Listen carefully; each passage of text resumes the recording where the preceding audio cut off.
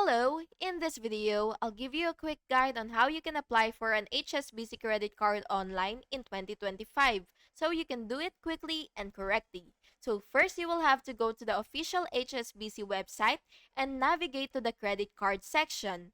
Next, you will compare card options and pick the one that matches your needs.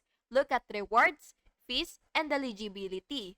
After that, you will just have to click apply now and fill in personal details: name, address, employment, income, and any ID or proof required. Then you will review the terms and submit your application. You may be asked to upload ID documents for verification.